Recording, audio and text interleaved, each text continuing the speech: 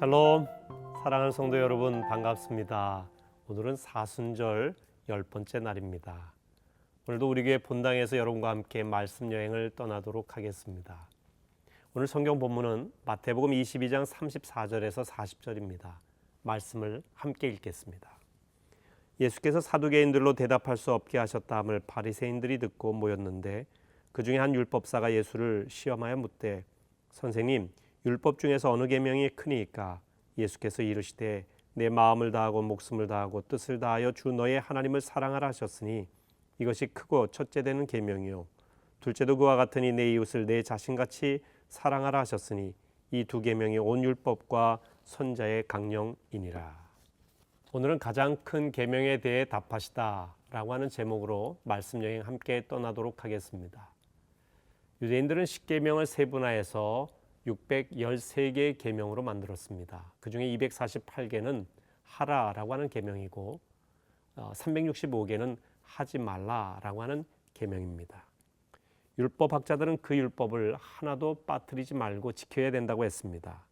현재도 안식일에는 해서는 안 되는 아주 세부적인 율법이 있는데 그 중에 엘리베이터를 탔을 때에 그 엘리베이터를 닫힘과 또 열린 버튼도 누르면 안 되고요.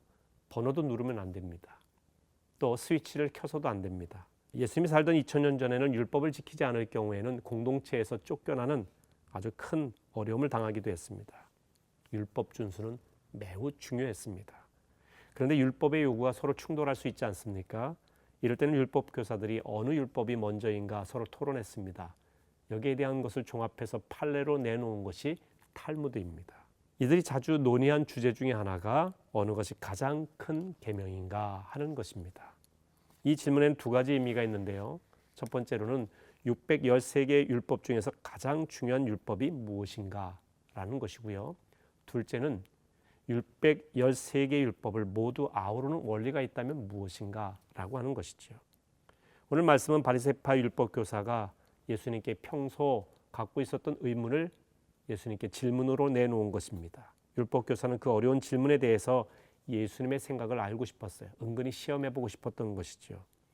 부활 논쟁처럼 어려운 질문에도 답하셨다면 이 부분에 대해서도 답해줄 수 있지 않을까라는 기대도 있었을 것입니다. 예수님은 미리 준비한 것처럼 너희 주 하나님을 사랑하라, 내 이웃을 내 자신과 같이 사랑하라고 하는 대답을 주셨습니다. 이 문제로 씨름하던 율법교사에게 예수님의 대답이 충격이었습니다. 그 이유가 세 가지인데요. 첫째는 613개의 계명을 사랑이라고 하는 하나의 단어로 담아내셨기 때문에 그렇습니다. 하나님이 율법을 주신 이유가 바로 사랑하라라고 하는 것입니다.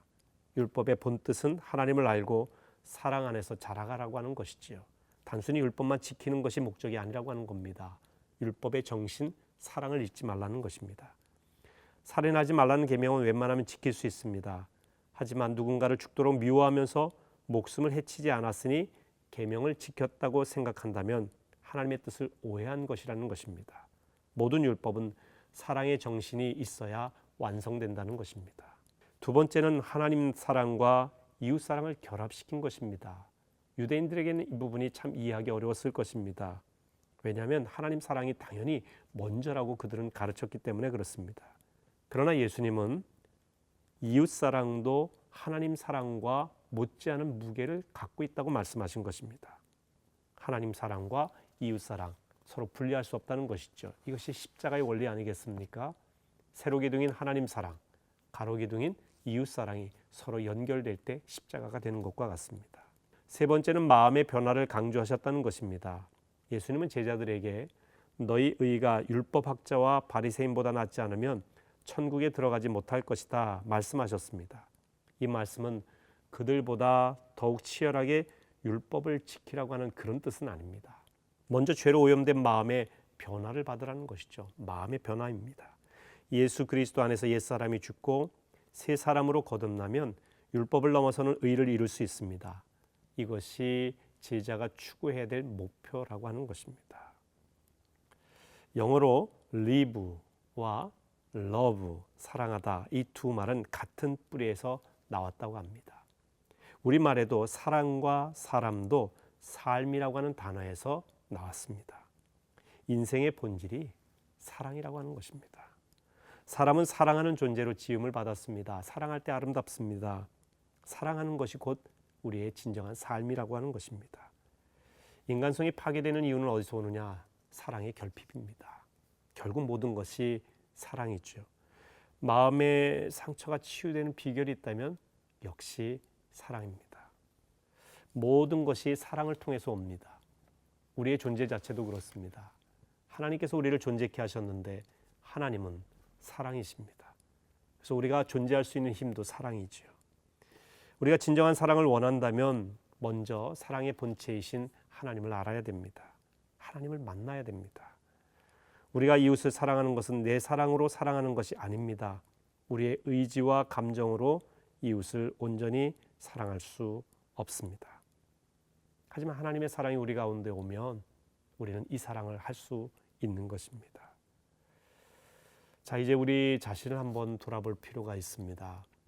우리 안에 과연 어떤 사랑이 있습니까? 우리는 과연 그리스도인으로 진정한 사랑을 실천하며 살아가고 있습니까? 여러분은 어떻습니까? 사실 우리가 내 사랑으로 다른 사람을 사랑한다고 한다면 어려울 것입니다. 하지만 하나님께서 나를 얼마나 사랑하셨는지 그분의 그 사랑을 알 때 그 사랑이 우리 안에서 흘러가게 되는 것입니다. 내 사랑으로 사랑하는 것이 아니라 그 사랑으로 사랑하는 것입니다. 하나님 사랑, 이웃 사랑이 더욱 필요한 때입니다. 오늘은 가까이 있는 분들에게 사랑한다고 말로 표현해 보시기 바랍니다. 진정한 사랑은 또 마음에서 나오죠. 마음에서 우러나오는 그 사랑을 말입니다.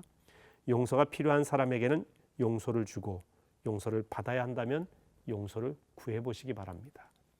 사실 우리가 만에 안에 보면 서툴고 서먹합니다. 서툴더라도 사랑해 보시기 바랍니다. 서먹하더라도 사랑한다고 말해 보시기 바랍니다. 어렵더라도 용서해 보시기 바랍니다. 사랑의 나눔이 있는 곳에 하나님이 계십니다. 기도하시겠습니다. 사랑의 하나님, 하나님의 그 지극한 사랑을 저희가 입어서 용서받고 구원받은 하나님의 백성이 되었습니다.